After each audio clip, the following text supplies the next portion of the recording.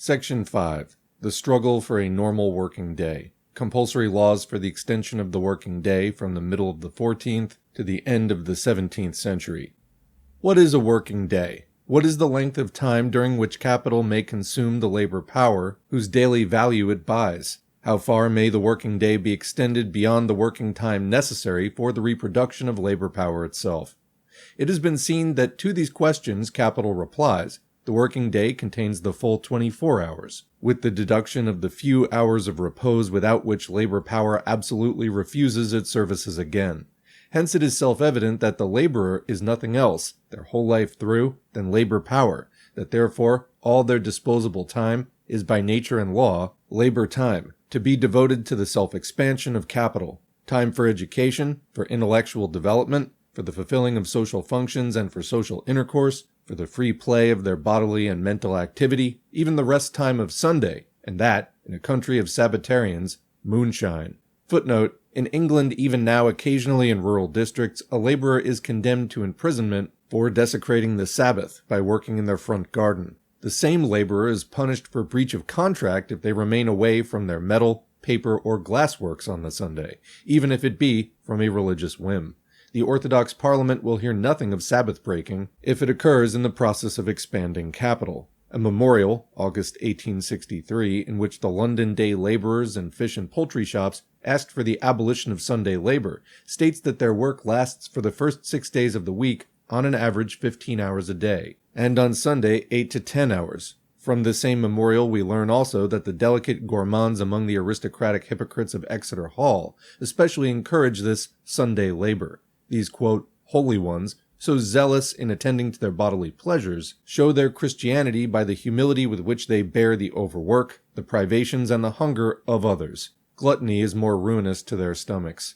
Back to the main text. But in its blind, unrestrainable passion, its werewolf hunger for surplus labor, capital oversteps not only the moral, but even the merely physical maximum bounds of the working day. It usurps the time for growth, development, and healthy maintenance of the body. It steals the time required for the consumption of fresh air and sunlight. It higgles over a mealtime, incorporating it where possible with the process of production itself, so that food is given to the laborer as a mere means of production, as coal is supplied to the boiler, grease and oil to the machinery. It reduces the sound sleep needed for the restoration, reparation, refreshment of the bodily powers to just so many hours of torpor as the revival of an organism, absolutely exhausted, renders essential. It is not the normal maintenance of the labor power which is to determine the limits of the working day. It is the greatest possible daily expenditure of labor power, no matter how diseased, compulsory, and painful it may be, which is to determine the limits of the laborer's period of repose. Capital cares nothing for the length of life of labor power. All that concerns it is simply and solely the maximum of labor power that can be rendered fluent in a working day. It attains this end by shortening the extent of the laborer's life, as a greedy farmer snatches increased produce from the soil by robbing it of its fertility. The capitalistic mode of production, essentially the production of surplus value, the absorption of surplus labor, produces thus, with the extension of the working day, not only the deterioration of human labor power by robbing it of its normal, moral, and physical conditions of development and function, it produces also the premature exhaustion and death of this labor power itself. Quoting the fourth report of the Children's Employment Commission, we have given in our previous reports the statements of several experienced manufacturers to the effect that over-hours certainly tend prematurely to exhaust the working power of the men, unquote. It extends the laborer's time of production during a given period by shortening their actual lifetime.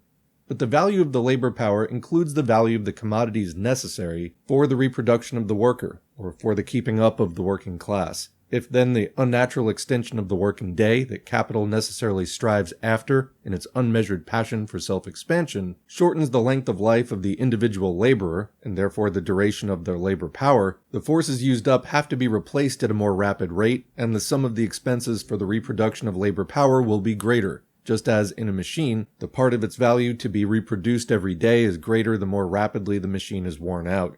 It would seem, therefore, that the interest of capital itself points in the direction of a normal working day. The slave owner buys their laborer as they buy their horse. If they lose their slave, they lose capital that can only be restored by new outlay in the slave mart.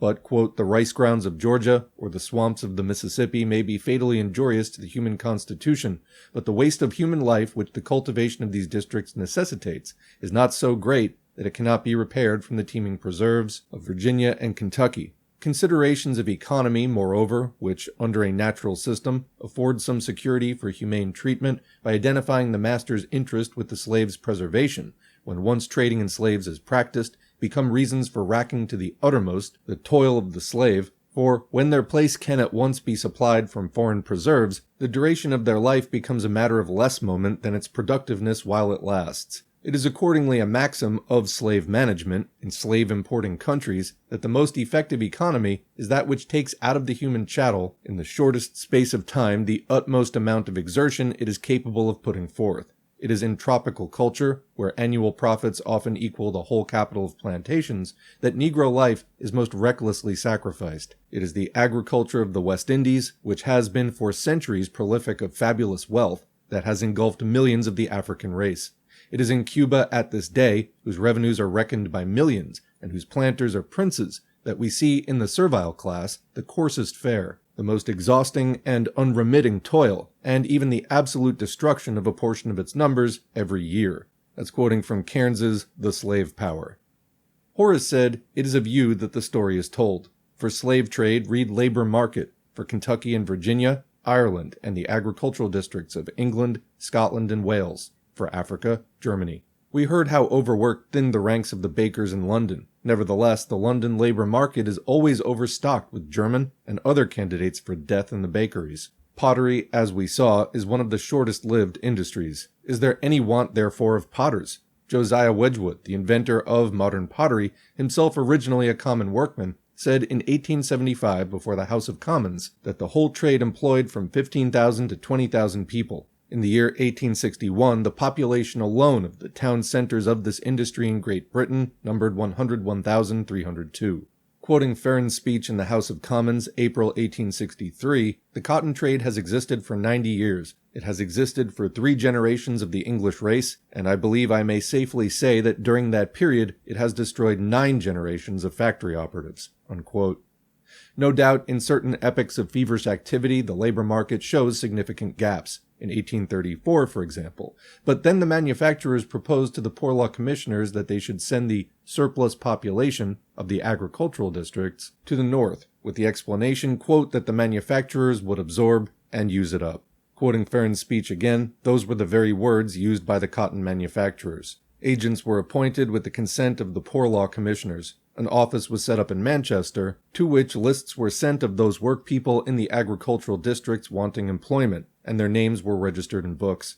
The manufacturers attended at these offices, and selected such persons as they chose. When they had selected such persons as their wants required, they gave instructions to have them forwarded to Manchester, and they were sent, ticketed like bales of goods, by canals or with carriers, others tramping on the road, and many of them were found on the way lost and half-starved. This system had grown up into a regular trade. This house will hardly believe it, but I tell them that this traffic in human flesh was as well kept up. They were in effect as regularly sold to these Manchester manufacturers as slaves are sold to the cotton grower in the United States. In 1860, the cotton trade was at its zenith. The manufacturers again found that they were short of hands. They applied to the flesh agents, as they are called. Those agents sent to the southern downs of England, to the pastures of Dorsetshire, to the glades of Devonshire, to the people tending kine in Wiltshire, but they sought in vain. The surplus population was absorbed. Unquote. The Bury Guardian said, on the completion of the French treaty, that, quote, 10,000 additional hands could be absorbed by Lancashire, and that 30 or 40,000 will be needed. Unquote.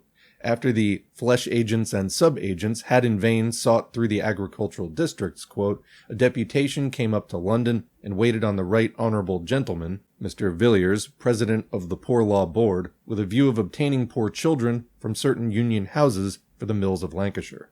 Marx adds in a footnote that Mr. Villiers, despite the best of intentions on his part, was, quote, legally obliged to refuse the requests of the manufacturers. These gentlemen, however, attained their end through the obliging nature of the local poor law boards.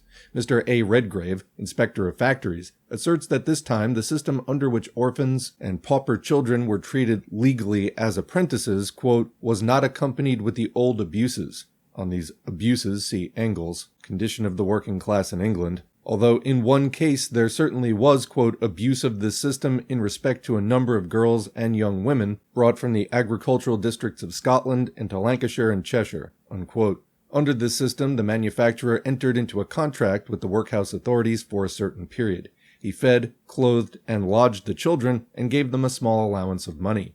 A remark of Mr. Redgrave to be quoted directly seems strange, especially if we consider that even among the years of prosperity of the English cotton trade, the year 1860 stands unparalleled, and that, besides, wages were exceptionally high. For this extraordinary demand for work had to contend with the depopulation of Ireland, with unexampled emigration from the English and Scotch agricultural districts to Australia and America, with an actual diminution of the population in some of the English agricultural districts, in consequence partly of an actual breakdown of the vital force of the laborers, partly of the already effected dispersion of the disposable population through the dealers in human flesh. Despite all this, Mr. Redgrave says, quote, "This kind of labor, however, would only be sought after when none other could be procured, for it is a high-priced labor. The ordinary wages of a boy of 13 would be about 4 shillings per week, but to lodge, to clothe, to feed, and to provide medical attendance and proper superintendence for 50 or 100 of these boys, and to set aside some remuneration for them, could not be accomplished for 4 shillings a head per week," unquote. That's from the report of the Inspector of Factories for 30th April 1860.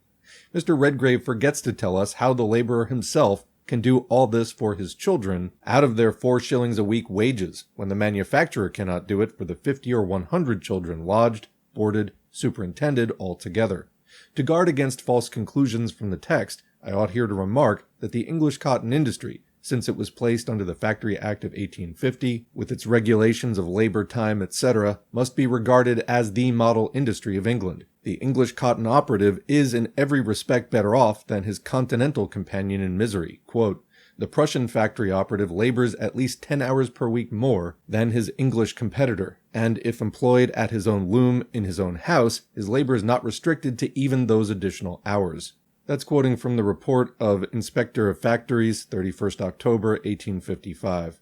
Redgrave, the factory inspector mentioned above, after the industrial exhibition in 1851, traveled on the continent, especially in France and Germany, for the purpose of inquiring into the conditions of the factories. Of the Prussian operative, he says, quote, "He receives a remuneration sufficient to procure the simple fare, and to supply the slender comforts to which he has been accustomed. He lives upon his coarse fare, and works hard, wherein his position is subordinate to that of the English operative." Unquote. Back to the main text. What experience shows to the capitalist generally is a constant excess of population, i.e., an excess in relation to the momentary requirements of surplus labor-absorbing capital, although this excess is made up of generations of human beings stunted, short-lived, swiftly replacing each other, plucked, so to say, before maturity. Quoting Wakefield's England and America, 1833, the overworked die off with strange rapidity, but the places of those who perish are instantly filled, and a frequent change of persons makes no alteration in the scene. Unquote. And indeed, experience shows to the intelligent observer with what swiftness and grip the capitalist mode of production, dating historically speaking only from yesterday, has seized the vital power of the people by the very root, shows how the degeneration of the industrial population is only held back by the constant absorption of primitive and physically uncorrupted elements from the country, shows how even the country laborers, in spite of fresh air and the principle of natural selection that works so powerfully amongst them and only permits the survival of the strongest, are already beginning to die off. Footnote, see Public Health, 6th Report of the Medical Officer of the Privy Council, 1863. Published in London, 1864. This report deals especially with the agricultural laborers. Quote, "Sutherland is commonly represented as a highly improved county, but recent inquiry has discovered that even there, in districts once famous for fine men and gallant soldiers, the inhabitants have degenerated into a meager and stunted race.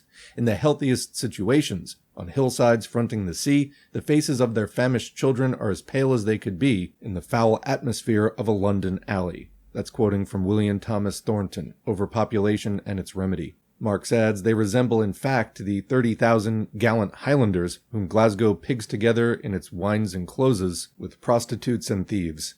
Back to the main text. Capital that has such good reasons for denying the sufferings of the legions of workers that surround it is in practice moved as much and as little by the sight of the coming degradation and final depopulation of the human race as by the probable fall of the earth into the sun. In every stock-jobbing swindle, everyone knows that some time or other the crash must come, but everyone hopes that it may fall on the head of their neighbor, after they themselves have caught the shower of gold and placed it in safety. After me, the flood, is the watchword of every capitalist and of every capitalist nation. Hence capital is reckless of the health or length of life of the laborer, unless under compulsion from society.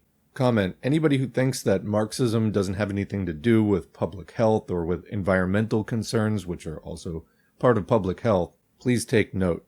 Footnote: quoting the Times, November 5th, 1861, "But though the health of a population is so important a fact of the national capital, we are afraid that it must be said, the class of employers of labor have not been the most forward to guard and cherish this treasure. The consideration of the health of the operatives was forced upon the mill owners." Unquote. And quoting from the report of the Registrar General for October 1861, "The men of the West Riding became the clothiers of mankind. The health of the workpeople was sacrificed, and the lace in a few generations must have degenerated. But a reaction set in. Lord Shaftesbury's bill limited the hours of children's labor, etc."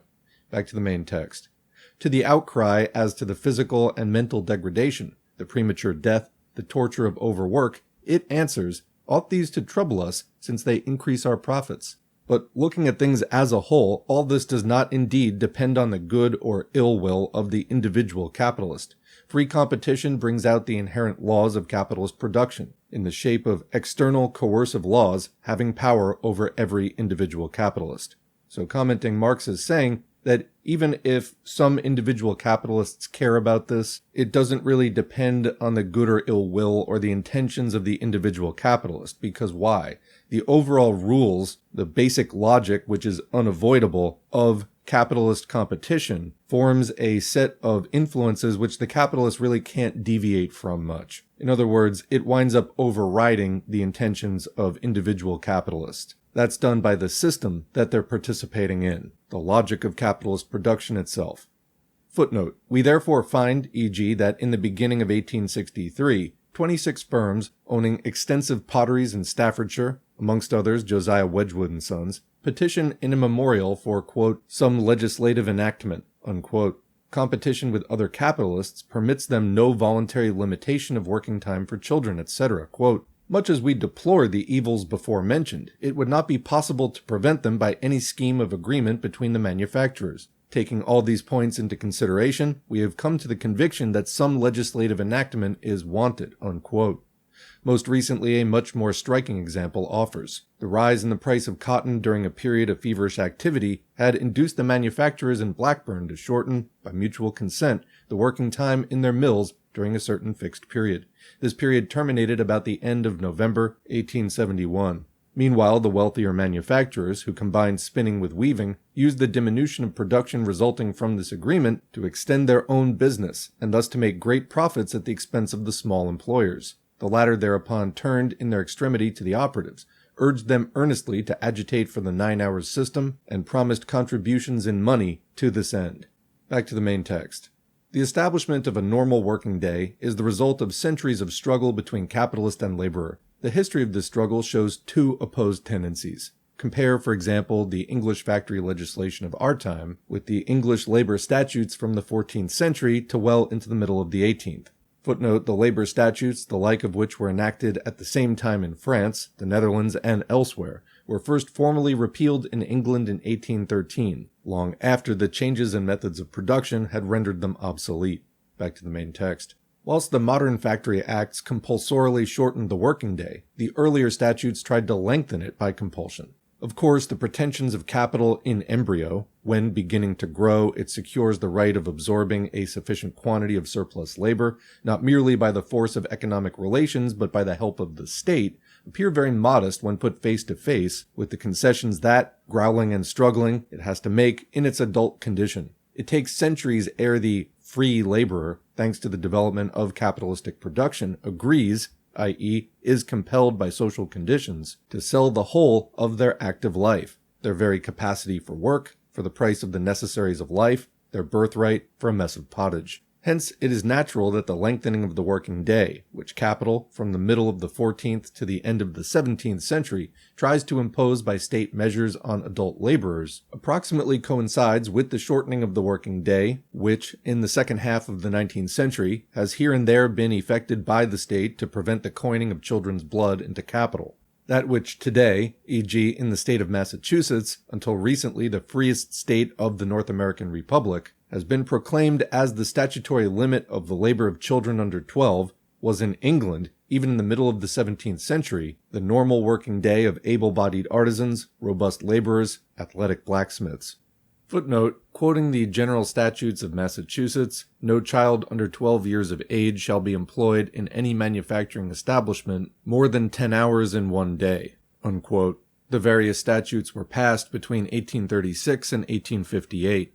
Quoting the state of New Jersey's law of 18th March 1851, labor performed during a period of 10 hours on any day in all cotton, woolen, silk, paper, glass, and flax factories, or in manufactories of iron and brass, shall be considered a legal day's labor. And be it enacted that hereafter no minor engaged in any factory shall be holden or required to work more than 10 hours in any day, or 60 hours in any week, and that hereafter no minor shall be admitted as a worker under the age of 10 years in any factory within the state. Finally, quoting the revised statutes of the state of Rhode Island, 1857, no minor who has attained the age of 12 years and is under the age of 15 years shall be employed in any manufacturing establishment more than 11 hours in any one day, nor before 5 o'clock in the morning, nor after 7:30 in the evening. Unquote, back to the main text. The first statute of laborers under Edward III, 1349, found its immediate pretext, not its cause, for legislation of this kind lasts centuries after the pretext for it has disappeared, in the great plague that decimated the people, so that, as a Tory writer says, quote, the difficulty of getting men to work on reasonable terms, i.e. at a price that left their employers a reasonable quantity of surplus labor, grew to such a height as to be quite intolerable. That's quoting from Sophisms of Free Trade, 1850. This same Tory, moreover, admits that, quote, acts of Parliament regulating wages, but against the laborer and in favor of the master, lasted for the long period of 464 years. Population grew, these laws were then found, and really became, unnecessary and burdensome, unquote. Reasonable wages were, therefore, fixed by law as well as the limits of the working day. The latter point, the only one that here interests us, is repeated in the statute of 1496, Henry VII. The working day for all artificers and field laborers from March to September ought, according to this statute, which however could not be enforced, to last from 5 in the morning to between 7 and 8 in the evening. But the meal times consist of 1 hour for breakfast, 1.5 hours for dinner, and 1/2 an hour for noon meat, with an E on the end, which is what I think I'm going to start calling lunch, even though I'm vegetarian, i.e. exactly twice as much as under the Factory Acts now in force. Footnote, in reference to this statute, J. Wade with truth remarks, quote, from the statement above, i.e. with regard to the statute, it appears that in 1496, the diet was considered equivalent to 1/3 of the income of an artificer and 1/2 the income of a laborer, which indicates a greater degree of independence among the working classes than prevails at present. For the board, both of laborers and artificers, would now be reckoned at a much higher proportion of their wages, unquote. The opinion that this difference is due to the difference in the price relations between food and clothing then and now is refuted by the most cursory glance at Chronicon Precocium, etc. by Bishop Fleetwood, 1st edition, London, 1707, and 2nd edition, London, 1745. Back to the main text. In winter, work was to last from 5 in the morning until dark, with the same intervals. A statute of Elizabeth of 1562 leaves the length of the working day for all laborers, quote, hired for daily or weekly wage untouched, but aims at limiting the intervals to 2.5 hours in the summer, or to 2 in the winter. Dinner is only to last 1 hour, and the, quote, afternoon sleep of half an hour is only allowed between the middle of May and the middle of August. For every hour of absence, 1 penny is to be subtracted from the wage. In practice, however, the conditions were much more favorable to the laborers than in the statute book. William Petty, the father of political economy, and to some extent the founder of statistics, says in a work that he published in the last third of the 17th century, quote, laboring men, then meaning field laborers, work 10 hours per day, and make 20 meals per week. viz. 3 a day for working days and 2 on Sundays, whereby it is plain that if they could fast on Friday nights and dine in 1 hour and a half, whereas they take 2 from 11 to 1, thereby thus working 1/20th more and spending 1/20th less, the above-mentioned tax might be raised. That's quoting from the Political Anatomy of Ireland, Verbum Sapienti, 1672. Was not Dr. Andrew Yore right in crying down the 12 Hours Bill of 1833 as a retrogression to the times of the Dark Ages? It is true these regulations contained in the statute mentioned by Petty apply also to apprentices, but the condition of child labor, even at the end of the 17th century, is seen from the following complaint, quote, "'Tis not their practice in Germany, as with us in this kingdom, to bind an apprentice for 7 years, 3 or 4 is their common standard. And the reason is, because they are educated from their cradle to something of employment, which renders them the more apt and docile, and consequently the more capable of attaining to a ripeness and quicker proficiency in business, whereas our youth, here in England, being bred to nothing before they come to be apprentices, make a very slow progress and require much longer time wherein to reach the perfection of accomplished artists." Unquote. That's quoting from a discourse on the necessity of encouraging mechanic industry, London, 1960. Macaulay, who has falsified English history in the interests of the Whigs and the bourgeoisie, declares as follows, quote, "The practice of setting children prematurely to work prevailed in the 17th century to an extent which, when compared with the extent of the manufacturing system, seems almost incredible. At Norwich, the chief seat of the clothing trade, a little creature of 6 years old was thought fit for labor. Several writers of that time, and among them some who were considered as eminently benevolent, mention with exultation the fact that in that single city, boys and girls of very tender age create wealth exceeding what was necessary for their own subsistence by £12,000 a year. The more carefully we examine the history of the past, the more reason shall we find to dissent from those who imagine that our age has been fruitful of new social evils. That which is new is the intelligence and the humanity which remedies them." Unquote. Macaulay might have reported further that extremely well-disposed friends of commerce in the 17th century narrate with exultation how in a poorhouse in Holland a child of 4 was employed, and that this example of applied virtue passes muster in all the humanitarian works, a la Macaulay, to the time of Adam Smith. It is true that with the substitution of manufacture for handicrafts, traces of the exploitation of children begin to appear. This exploitation existed always to a certain extent among peasants, and was the more developed, the heavier the yoke pressing on the husbandman. The tendency of capital is there unmistakably, but the facts themselves are still as isolated as the phenomena of two-headed children. Hence they were noted with exultation as especially worthy of remark and as wonders by the far-seeing friends of commerce, and recommended as models for their own time and for posterity.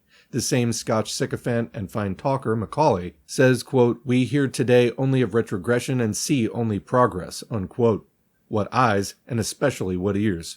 Still, during the greater part of the 18th century, up to the epoch of modern industry and machinism, capital in England had not succeeded in seizing for itself, by the payment of the weekly value of labor power, the whole week of the laborer, with the exception, however, of the agricultural laborers. The fact that they could live for a whole week on the wage of 4 days did not appear to the laborers a sufficient reason that they should work the other 2 days for the capitalist. One party of English economists, in the interest of capital, denounces this obstinacy in the most violent manner. Another party defends the laborers. Let us listen, e.g., to the contest between Postlethwaite, whose Dictionary of Trade then had the same reputation as the kindred works of McCulloch and MacGregor today, and the author already quoted of the Essay on Trade and Commerce. Footnote, among the accusers of the work people, the most angry is the anonymous author quoted in the text of An Essay on Trade and Commerce, containing observations on taxes, etc., London, 1770.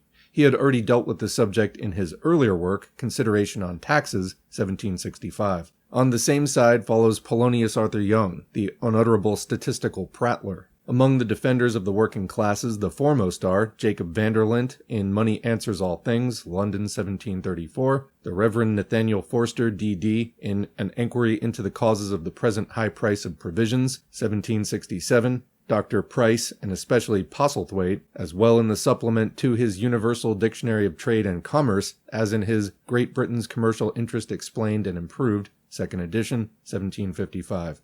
The facts themselves are confirmed by many other writers of the time, among others by Josiah Tucker. Back to the main text. Postlethwaite says, among other things, quote, "We cannot put an end to those few observations without noticing that trite remark in the mouth of too many, that if the industrious poor can obtain enough to maintain themselves in 5 days, they will not work the whole 6, whence they infer the necessity of even the necessaries of life being made dear by taxes or any other means, to compel the working artisan and manufacturer to labor the whole 6 days in the week without ceasing. I must beg leave to differ in sentiment from those great politicians who contend for the perpetual slavery of the working people of this kingdom. They forget the vulgar adage, all work and no play. Have not the English boasted of the ingenuity and dexterity of her working artists and manufacturers, which have heretofore given credit and reputation to British wares in general? What has this been owing to? To nothing more, probably, than the relaxation of the working people in their own way. Were they obliged to toil the year round, the whole 6 days in the week, in a repetition of the same work, might it not blunt their ingenuity, and render them stupid instead of alert and dexterous? And might not our workmen lose their reputation instead of maintaining it by such eternal slavery? And what sort of workmanship could we expect from such hard-driven animals? Many of them will execute as much work in 4 days as a Frenchman will in 5 or 6. But if Englishmen are to be eternal drudges, 'tis to be feared that they will degenerate below the Frenchmen. As our people are famed for bravery in war, do we not say that it's owing to good English roast beef and pudding in their bellies, as well as their constitutional spirit of liberty? And why may not the superior ingenuity and dexterity of our artists and manufacturers be owing to that freedom and liberty to direct themselves in their own way? And I hope we shall never have them deprived of such privileges, and that good living from whence their ingenuity no less than their courage may proceed." That's quoting from Postlethwaite's First Preliminary Discourse. Thereupon, the author of the Essay on Trade and Commerce replies, quote, "If the making of every 7th day a holiday is supposed to be of divine institution, as it implies the appropriating the other 6 days to labor," Marx adds he means capital, as we shall soon see, "surely it will not be thought cruel to enforce it, that mankind in general are naturally inclined to ease and indolence we fatally experience to be true from the conduct of our manufacturing populace, who do not labor upon an average above 4 days in a week unless provisions happen to be very dear. Put all the necessaries of the poor under one denomination, for instance, call them all wheat, or suppose that the bushel of wheat shall cost 5 shillings, and that he, a manufacturer, earns a shilling by his labor. He then would be obliged to work 5 days only in a week. If the bushel of wheat should cost but 4 shillings, he would be obliged to work but 4 days. But as wages in this kingdom are much higher in proportion to the price of necessaries, the manufacturer, who labors 4 days, has a surplus of money to live idle with the rest of the week. I hope I have said enough to make it appear that the moderate labor of 6 days in a week is no slavery." Comment, do you do it? Oh, you don't. Interesting. Continuing, "Our laboring people do this, and to all appearance are the happiest of all our laboring poor. But the Dutch do this in manufactures and appear to be a very happy people. The French do so when holidays do not intervene. But our populace have adopted a notion that as Englishmen they enjoy a birthright privilege of being more free and independent than any country in Europe. Now this idea, as far as it may affect the bravery of our troops, may be of some use." So cynical. "But the less the manufacturing poor have of it, certainly the better for themselves and for the state. The laboring people should never think themselves independent of their superiors. It is extremely dangerous to encourage mobs in a commercial state like ours, where perhaps 7 parts out of 8 of the whole are people with little or no property." This guy's really class conscious, just on the wrong side. "The cure will not be perfect till our manufacturing poor are contented to labor 6 days for the same sum which they now earn in 4 days. Wow. So that's quoting from An Essay, etc. He himself relates on page 96 wherein the, quote, happiness of the English agricultural laborer already in 1770 consisted, quote, "Their powers are always upon the stretch. They cannot live cheaper than they do, nor work harder." Marx adds, Protestantism, by changing almost all the traditional holidays into workdays, plays an important part in the genesis of capital. And Jacob Vanderlyn, as early as 1734, declared that the secret of the outcry of the capitalists as to the laziness of the working people was simply that they claimed for the same wages 6 days' labor instead of 4. And there you have it.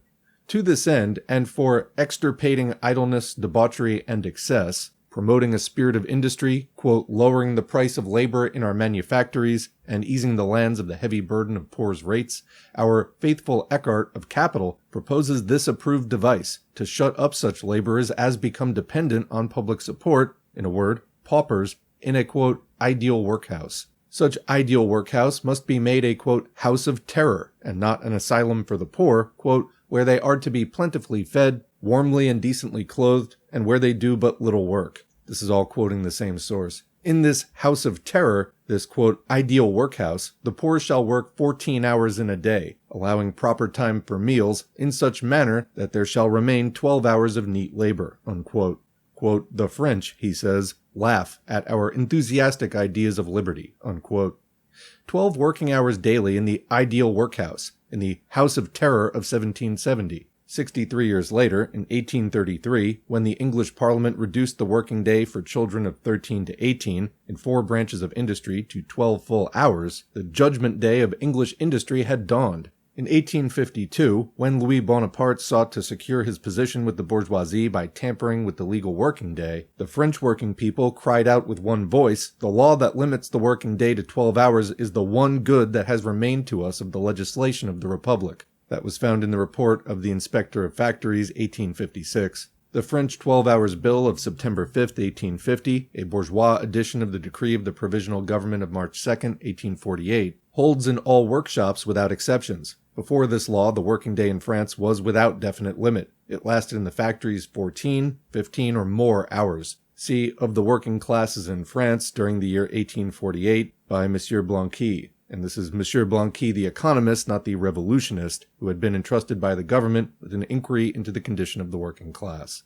At Zurich, the work of children over 10 is limited to 12 hours. In Aargau in 1862, the work of children between 13 and 16 was reduced from 12.5 to 12 hours. In Austria in 1860, for children between 14 and 16, the same reduction was made. What a progress since 1770! Macaulay would shout with exultation. Footnote, Belgium is the model bourgeois state in regard to the regulation of the working day. Lord Howard of Weldon, English plenipotentiary at Brussels, reports to the Foreign Office May 12, 1862, quote, Monsieur Rogier, the minister, informed me that children's labor is limited neither by a general law nor by any local regulations, that the government during the last 3 years intended in every session to propose a bill on the subject, but always found an insuperable obstacle in the jealous opposition to any legislation in contradiction with the principle of perfect freedom of labor, unquote. And finishing the main text, the House of Terror for paupers of which the capitalistic soul of 1770 only dreamed was realized a few years later in the shape of a gigantic workhouse for the industrial worker themselves. It is called the factory, and the ideal this time fades before the reality.